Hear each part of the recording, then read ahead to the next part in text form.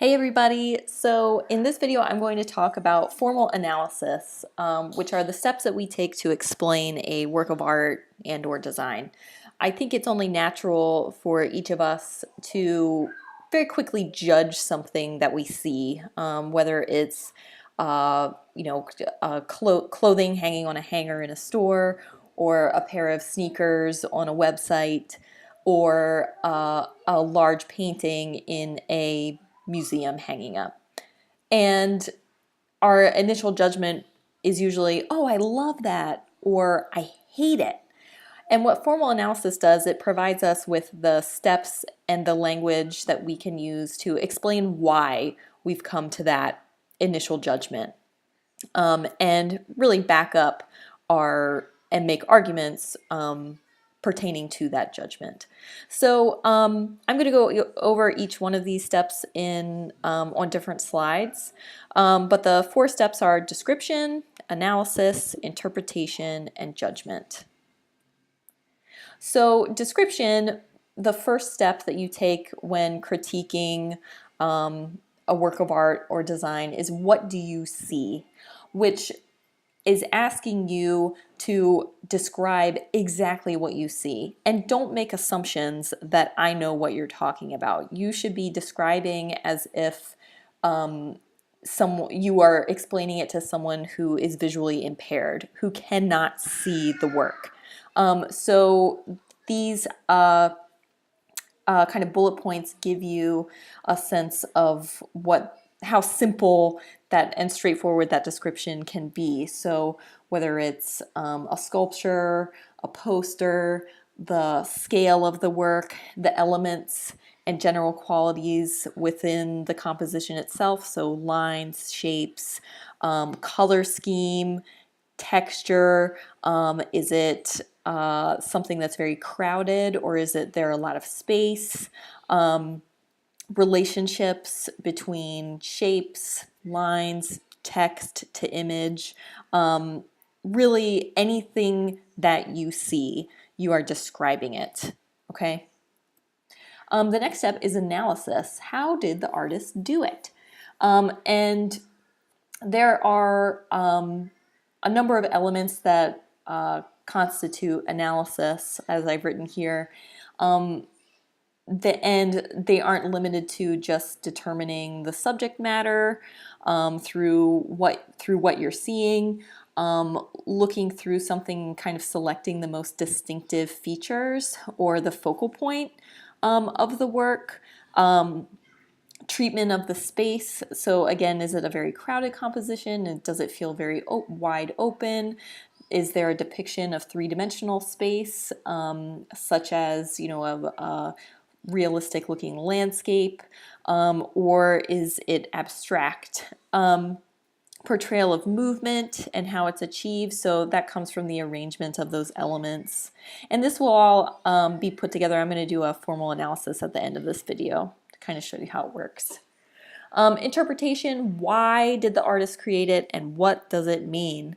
And art and design are full of gray areas unless it's coming from the artist's mouth in terms of, I meant this. Generally we don't know why the artist created it, and does it matter how the artist felt about why they created that work? That's kind of a big central argument throughout art and art history. So those various elements include the main idea, the overall meaning, using this kind of statement, can I express what I think the artwork is about in one sentence? That's a good kind of way to come up with a thesis. And what evidence inside or outside the artwork supports my interpretation? So in that way, that might mean looking up the context of the work, when it was made, who the artist was, what was going on in the world at the time, and how does that affect your interpretation of the work itself. And then lastly is judgment. Do you like it? Why or why not? Based on what you've seen and the information that you've found out, what is your judgment about the quality of the artwork? Again, art and design are full of gray areas. That's why I love it. It's not a field that is black and white. It's all about kind of what's in the middle. So just because I like something doesn't mean that you have to like something, and vice versa. So, but it's important again to kind of consider everything that you have articulated in the previous formal analysis steps, and apply that to the judgment stage.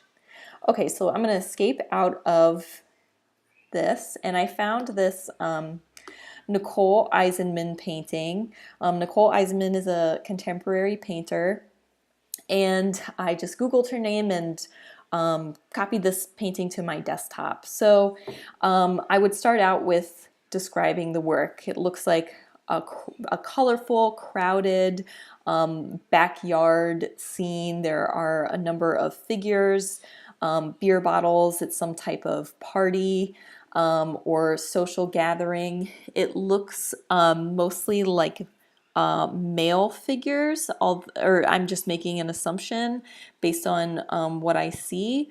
There's a figure in the foreground who has yellow skin and is brighter than all of the other figures, and is also in the near center of the canvas.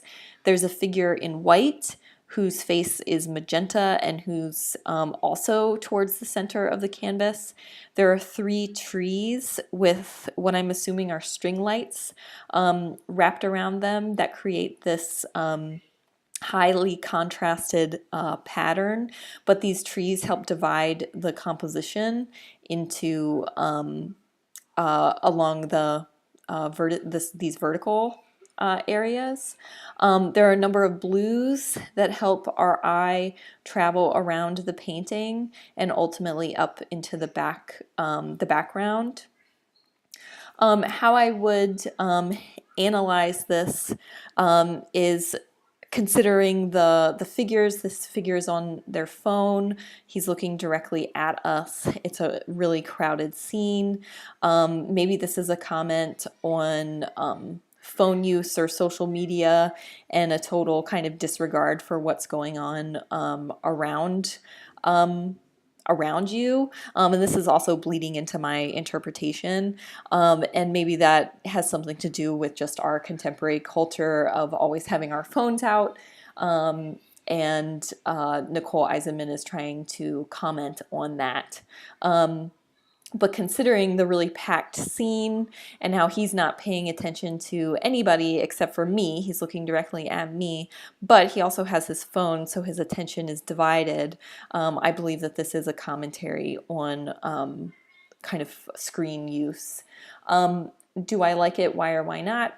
I do like this painting. I don't so much like the kind of like earth tones in the background, although I do think that they're an effective compositional tool in that it helps to divide the space, having these kind of redder, more orangey tones in contrast to the blues and greens in the foreground. I like his skin tone in that it helps him stand out, and I think that compositionally it's a strong painting with a larger thread of social commentary woven in. So there's a brief formal analysis by me, and in our class we will mostly be critiquing online, critiquing each other's work, but this is just for your information, for you to know how to kind of maximize the commentary and information that you can supply to your classmates and